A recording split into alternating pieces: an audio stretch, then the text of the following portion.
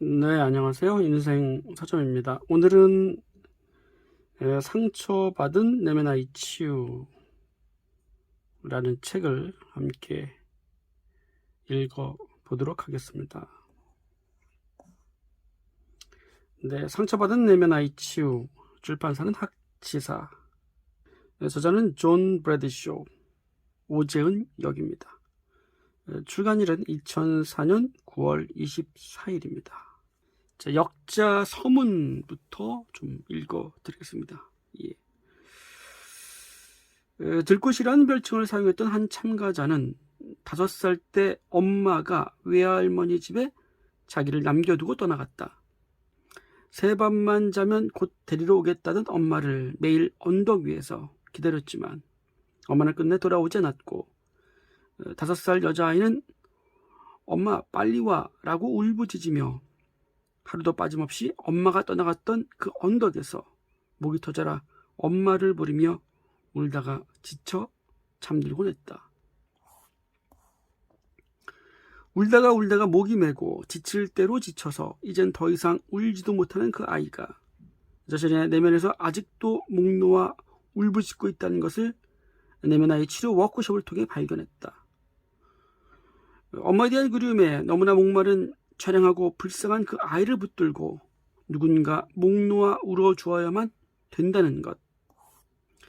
그리고 그 사람은 다른 사람이 아닌 바로 자기 자신이어야만 한다는 것을 깨닫고 난 뒤 그 여자는 그동안 자신이 왜 그렇게도 사람들을 불신했는지 그리고 자신 속에 채워지지 않던 끝없는 그리움의 진정한 이유를 알게 되었고 그 내면 아이를 부둥켜 안은 채 정신없이 한참을 통곡한 뒤에서야 자신 속에 남아있었던 오랜 세월의 해묵은 상처를 치유할 수 있었다.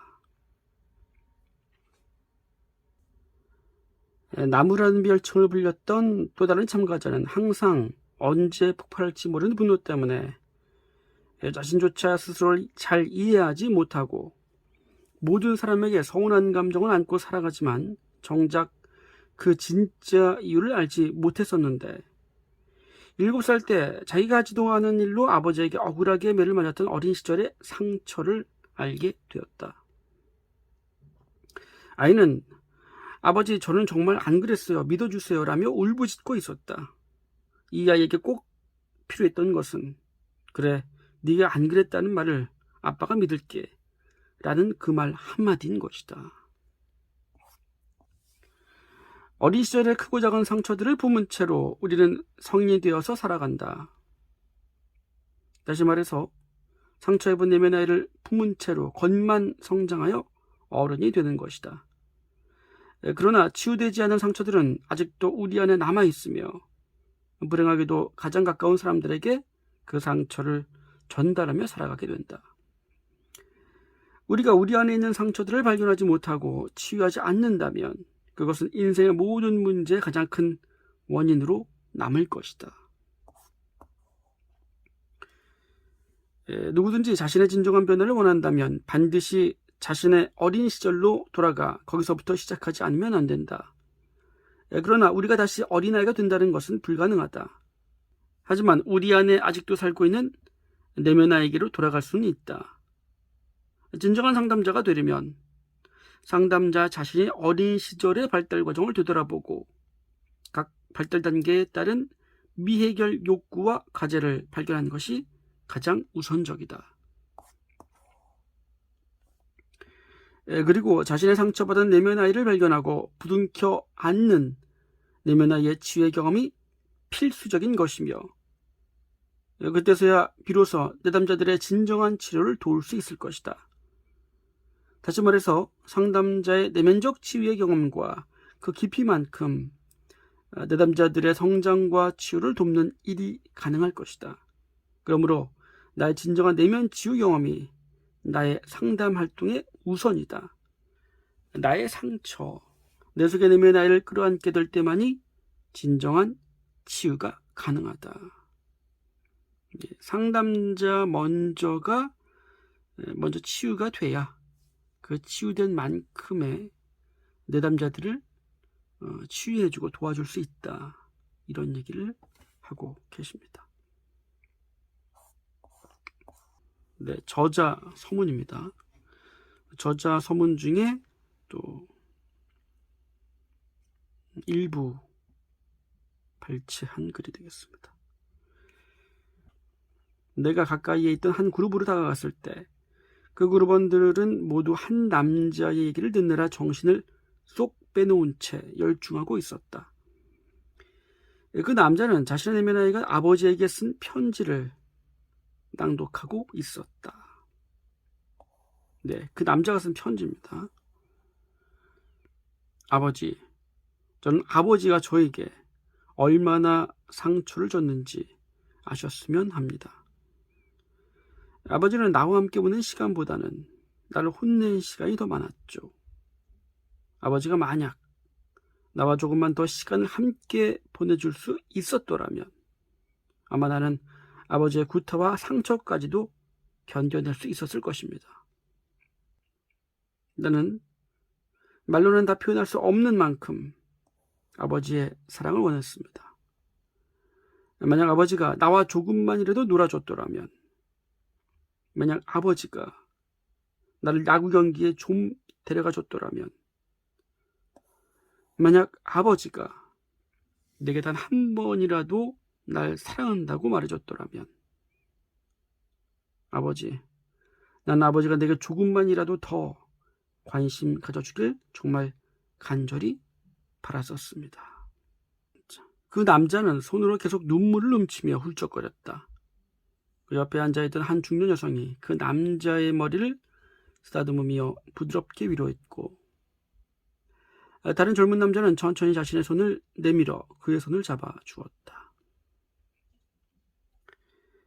또 다른 한 남자가 그에게 기대고 싶으냐고 물었고, 그 남자는 고개를 끄덕였다. 또 다른 그룹에선 한 우아한 70대 여인이 어머니께 쓴 편지를 낭독하는 것을 그룹원 모두가 어깨동무를 하고 바닥에 앉아 한마음이 되어서 숨을 죽인 채 경청하고 있었다. 어머니는 교회 일 때문에 정말 너무도 바쁘셨죠.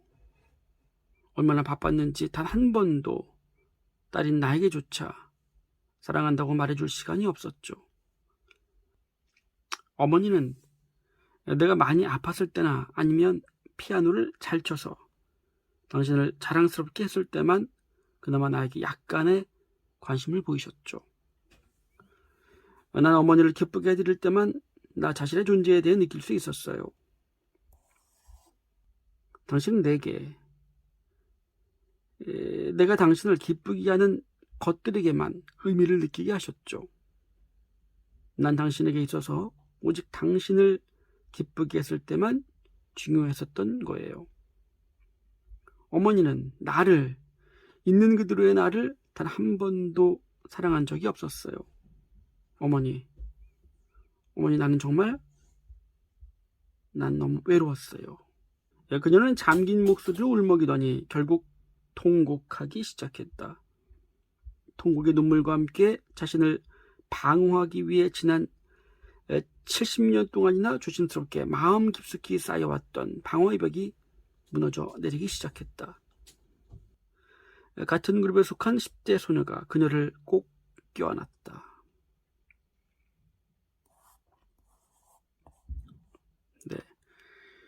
네. 저자 서문 중에서 두 번째 발췌 글입니다. 워크숍 막바지로 가면서 나는 사람들에게 그들이 할 수 있는 두 가지 방법을 이야기해 주었다. 하나는 그들이 안고 있는 내면 아이를 위한 명상을 하도록 하는 것이다. 명상을 하다 보면 많은 사람들이 자신들의 감정을 숨김없이 다 토해내는 것을 느낄 수 있다. 그리고 또 하나는 규칙적으로 하루 중 얼마간의 시간을 내면 아이와 대화해 보도록 노력하며 명상을 해보는 것이다. 이러한 방법들이 많은 도움이 될 것이라고 권장해 주었다. 사람들이 자신의 상처받은 내면 아이를 발견하고 그 아이를 잘 보살피고 양육하게 되면 그들 안에 감춰져 있는 훌륭한 선천적인 아이의 창조적인 힘이 나타나기 시작할 것이다. 이러한 내면의 통합이 이루어지면 내면 아이는 그 사람의 새로운 재생과 원기가 되는 자원이 될 것이다. 칼 융은 이 타고난 모습 그대로의 자연스러운 아이를 가리켜 놀라운 아이라고 불렀다. 왜냐하면 그 아이는 우리의 탐험에 대한 타고난 잠재력과 경이로움 또는 창조적인 존재가 될 수 있는 모든 요소들을 가지고 있기 때문이다. 네, 그 역자 서문과 저자 서문 중에서 발췌된 글을 읽어드렸습니다. 자, 1부 당신 안에 상처받은 내면 아이가 당신의 인생을 어떻게 엉망으로 만들어 버리는가, 1부에서 발췌된 글 함께 읽어보겠습니다. 상호의존증. 상호의존증은 일종의 정체성 상실의 병으로 정의할 수 있다. 상호의존적 관계가 된다는 것은 사람들이 자신의 감정이나 욕구, 바람 등을 포기해야 한다는 것을 의미하기 때문이다. 다음에 소개되는 사례들을 살펴보자. 퍼빌리아는 남자친구가 직장에서 겪고 있는 고충들에 대해 듣게 되었다. 그날 밤 그녀는 남자친구의 문제에 대해 안타까워하고 걱정하느라 잠을 이루지 못했다. 그 이유는 그녀가 자기의 감정보다 남자친구의 감정이 더 민감해 있고 그것에 반응하기 때문이다. 남자친구의 감정은 남자친구의 책임이 되겠죠. 과제에 대한 분리가 되지 않는 상태로 이 여성이 남자친구의 감정 때문에 괴로워하고 있는 모습, 그런 사례가 되겠습니다. 맥스밀리안에겐 6개월 가까이 사귄 여자친구가 있었다. 어느 날 그녀가 갑작스러운 결별을 선언하자 그는 거의 자포자기 상태가 되어버렸다. 그 이유는 자신의 가치가 그녀의 사랑에 달려있다고 믿고 있었기 때문이다. 그는 스스로를 가치 있게 여기지 못했기 때문에 자신의 소중함을 전혀 알지 못했다. 대신 다른 사람 중심의 가치체계를 지니고 있고 다른 사람에게 의존되어 있기 때문이다. 줄리사의 경우 하루는 그녀의 남편이 저녁에 같이 외출하지 않겠느냐고 물었다. 그녀는 한참을 망설이면서 얼버무리다가 결국에는 외출하겠다고 대답했다. 그녀의 남편은 다시 그녀에게 어디로 가고 싶은지 물었다. 그녀는 아무 상관없으니 아무 곳이나 괜찮다고 말했다. 그래서 그는 바비큐 음식을 파는 식당으로 그녀를 데리고 가서 저녁을 먹은 다음 돌아온 도끼살인마라는 공포영화를 보았다. 그녀는 그날 저녁이 너무 끔찍했다. 이 모든 게 그녀가 좋아하지 않는 것들이었기 때문이다. 그녀는 한 주 내내 남편에게 삐죽거리며 남편을 못살게 괴롭혔다. 결국 남편이 참지 못하고 도대체 무엇이 문제냐고 물어봤을 때 그녀는 단지 그런 것 없어요, 괜찮아요 라고 대답했을 뿐이다. 그녀는 누구에게나 친절하고 따뜻한 사람이었기 때문에 주위 사람들은 그녀를 착한 사람이라고 입이 마르게 칭찬할 정도였다. 누구도 그녀를 싫어하는 사람이 없었다. 그러나 사실 그녀는 착한 사람인 척 자신을 위장했을 뿐이다. 그녀는 계속해서 연기를 하고 있는 것이다. 착한 이미지는 그녀의 거짓자인 셈이다. 그녀는 자신이 정말로 원한 것이 무엇인지, 자신에게 진정으로 필요한 것이 무엇인지 알 수 없었다. 그 이유는 그녀가 자신의 실체를 잃어버린 지 너무 오래되었기 때문이다. 자, 위의 사례들에서 우리는 한 가지 공통점을 찾을 수 있는데 이 사람들은 한결같이 자신의 정체성을 찾기 위해 그들 바깥에 있는 어떤 것들에 전적으로 의존한다는 사실이다.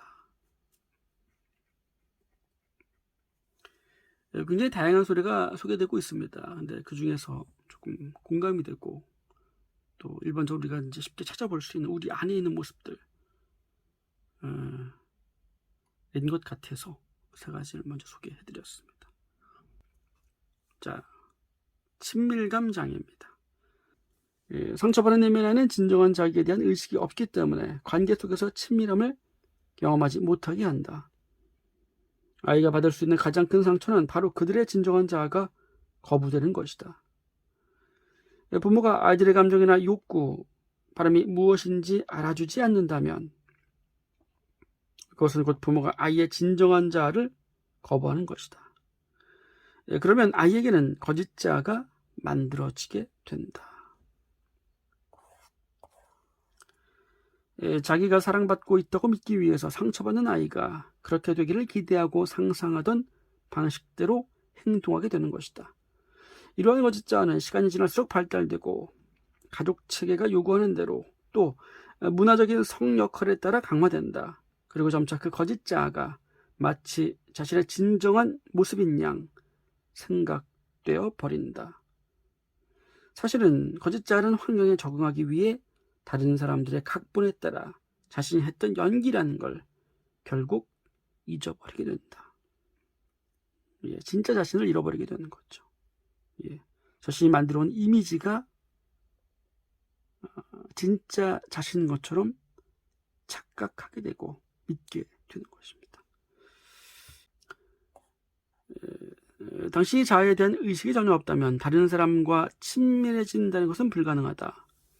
자기가 누구인지 자신도 모른다면 어떻게 다른 사람들과 자신에 대해 나눌 수 있겠는가? 그리고 어떻게 다른 사람이 당신에 대해서 알 수 있겠는가?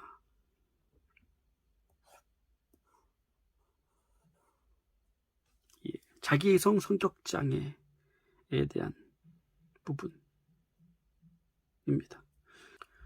모든 어린아이는 적어도 성장 초기에는 무조건적인 사랑을 받아야 한다.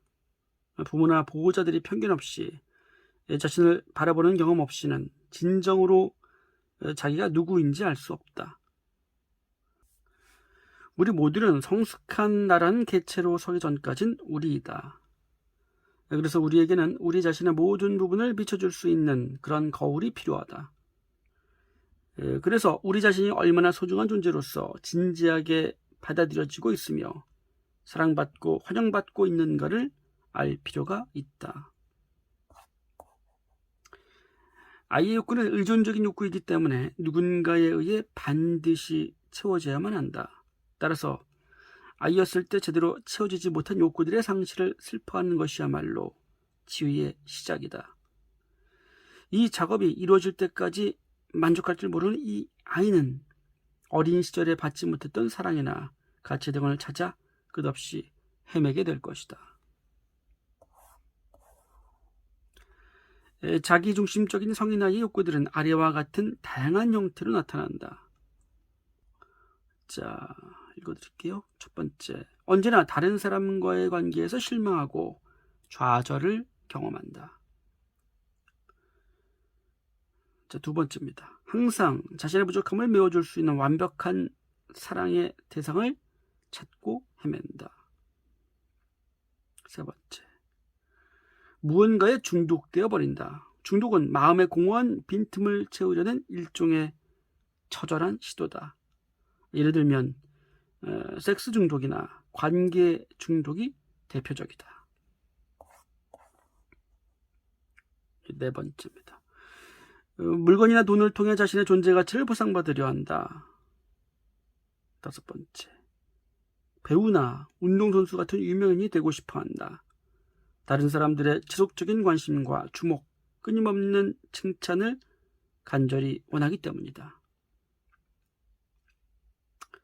마지막입니다. 자신들의 자기도취적인 욕구를 채우기 위해 자녀들을 이용하기도 한다. 그들은 자녀들이 절대로 자기 곁을 떠나지 않을 것이며 언제나 자신을 사랑하고 존경하리라는 환상을 가지고 있다. 자기 부모에게서 받지 못했던 그런 사랑과 특별한 관심을 아이들에게서 얻으려고 하는 것이다.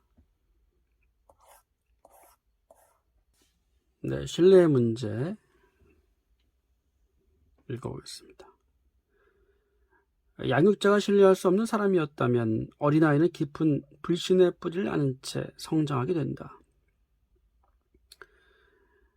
아이에게 이 세상은 아주 위험하고 적대적이며 예측할 수 없는 곳이다. 그래서 그 아이는 항상 경계와 통제 가운데서 자신을 보호하다 결국 이렇게 믿게 될 것이다. 내가 이 모든 것을 잘 통제할 수만 있다면 아무도 날 다치게 하거나 해칠 수 없을 거야. 이 극단적인 통제 방식에는 여러 가지가 있다. 먼저 통제는 중독이 될 수 있다. 한 예로 나를 찾아온 내담자 중 한 사람은 자신의 상황을 통제할 수 없는 게 너무나 두려워 일주일 내내 오랜 시간을 일만 하면서 보냈다. 그는 자신 외에 어느 누구도 믿지 못했기 때문에 다른 사람에게 권한을 위임할 수도 없었다. 그가 내게 왔을 때는 이미 대장의 궤양이 악화될 대로 악화되어 병원에 입원해야 할 상황이었다. 또 다른 여성 내담자는 거의 미칠 지경이 되어 내게 찾아왔다. 남편이 그에게서 이혼 서류를 들고 왔기 때문이다. 사연즉슨 남편은 이제 마지막 인내심까지 다 바닥나 버려서 더 이상은 그녀에게 대해 참을 수 없게 됐다.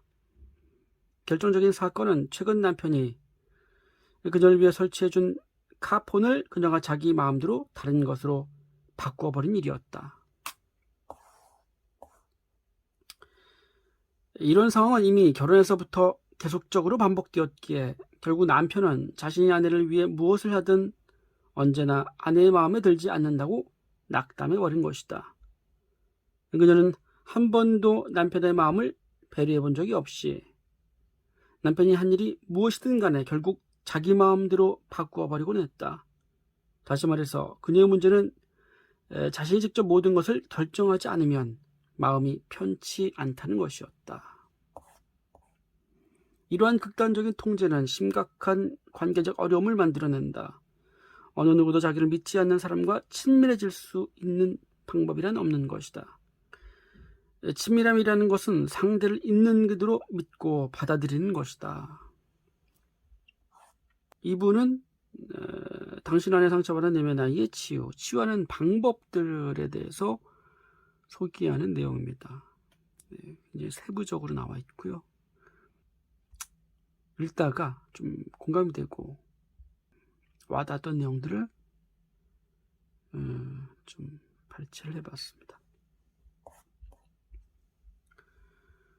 우리가 머리에 머무른다는 것은 일종의 자아방어 기제이다. 사람은 대상에 집착함으로써 느낄 필요가 없어지게 되는 것이다. 어떤 것을 느낀다는 것은 상처받은 아이의 수치심 중독 속에서 갇혀있는 얼어붙은 거대한 감정의 저장고를 건드리는 것과 같다. 다시 말해, 당신이 상처받은 내면 아이를 치유하기 원한다면 근본적인 고통을 다루는 실제적인 작업을 해야만 한다. 거기서 벗어나는 유일한 길은 그것을 통과하는 것이다. 감정의 저장고 안으로 들어가야 된다는 얘기죠. 단지 생각에 머무르는 것이 아니라 이해의 과정이 아니라 경험의 과정이라는 얘기입니다. 자, 내적 경험이 되겠죠. 문제의 해결은 말에서 의해서가 아닌 경험을 통해서만 가능하다. 초기의 두려움 또는 슬픔이나 분노를 재경험하며 생생하게 교정하게 될 때 치유는 일어난다. 이 경험한다는 것은 감정이고요. 감정이라고 하는 것은 에너지입니다. 에너지는 머리 안에 있는 것이 아니라 몸을 타고 흐르죠. 몸에서 일어난 반응입니다. 그것을 재경험함으로써 치유가 일어날 수 있다. 이렇게 얘기를 하고 있습니다. 앨리스 밀러. 우리의 감정은 즉각적인 경험의 형태를 지닌다. 감정을 경험할 때 우리는 신체와 직접적으로 접촉하게 된다. 감정은 에너지 형태이기 때문에 신체적이어서 우리가 의식적으로 알아차리기도 전에 몸으로 표현된다. 감정은 에너지이기 때문에 표현하려고 한다. 역기능 가정의 아이들에게는 자기 편이 되어줄 사람도 자기의 감정을 표현할 만한 대상도 없다. 그래서 아이들은 그들이 아는 유일한 방법인 밖으로 표출하거나 또는 안에 갖고 있는 것 외에는 감정을 표현할 방법이 없다. 이러한 억압이 초기에 자리 잡을수록 억압된 감정들은 더 파괴적이다. 표현되지 못하고 해결되지 못한 이러한 감정들을 나는 초기 고통이라고 부른다. 억압된 감정들. 초기 고통이라는 표현을 썼습니다. 초기 고통을 다루는 작업은 최초의 정신적 충격을 재경험하는 부분과 억압된 감정들을 표현하는 부분을 포함하고 있다. 일단 이 작업이 이루어지고 나면 그 사람은 억압된 감정을 더 이상 안으로 밖으로 표출하지 않게 될 것이다. 네. 경험한다고 하는 것은 그것을 날려보내는 거죠. 연소가 된다고 볼 수 있습니다.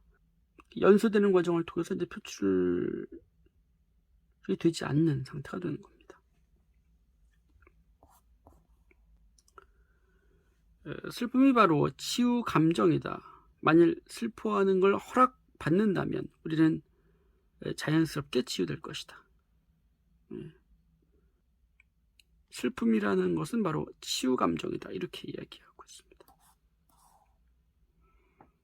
과학자들은 실제로 눈물이 상감정적인 흥분으로 인해 생긴 스트레스성 화학물질을 없애준다는 점을 증명했다. 따라서 우리가 감정 표현을 억제하도록 배우지만 않는다면 뇌는 감정 표현을 통해 자연스럽게 균형을 찾아 나갈 것이다. 방어기제에서 벗어날 때 사람은 가장 초기 감정들과 접촉하게 된다. 초기 고통을 다루는 작업은 단지 과거의 미해결된 감정들을 느낄 수 있도록 해줌으로써 놀라운 치유 효과를 가져온다.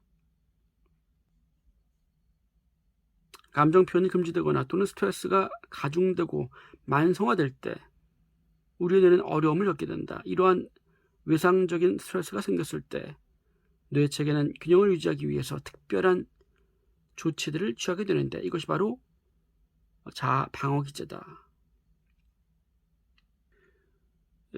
지금까지 어떤 부모도 완벽하지 않았고 어떤 부모도 완벽할 수는 없다.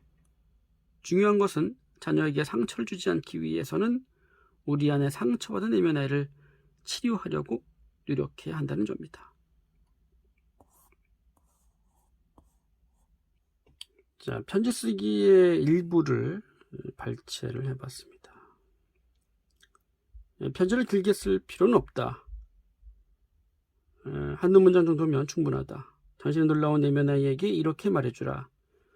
나는 너를 정말 사랑하고 있고 네가 여자아이 또는 남자아이인 게 너무 기쁘다고. 그리고 너를 정말로 원하고 기꺼이 내 시간을 내서 네가 성장하고 자라는 걸 도와주겠다고. 그 아이가 필요로 하는 것이 무엇인지 당신이 이미 알고 있고 당신이 그 아이에게 그것을 줄 것이라는 확신을 주라. 그리고 그 아이를 유일하고 소중한 존재로 보기 위해 당신의 모든 노력을 다하겠다는 확신을 심어주라. 이 편지를 마친 다음 당신이 그 쓴 편지를 천천히 큰 소리로 읽으면서 당신이 어떻게 느끼는지 살펴보라. 당신이 울고 싶거나 슬픈 감정이 든다면 느껴지는 대로 그렇게 하라. 아래 글은 내가 나의 내면 아이에게 쓴 편지다. 사랑하는 어린 존에게 네가 태어나서 정말 기쁘단다. 널 정말로 사랑하고 네가 언제나 나와 함께 있기를 바란단다.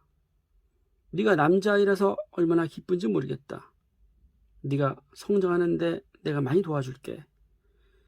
네가 나에게 얼마나 소중한 존재인지 네가 알았으면 좋겠구나. 너를 사랑하는 어른 존으로부터. 저자가 쓴 갓난아이에게 쓴 편지입니다.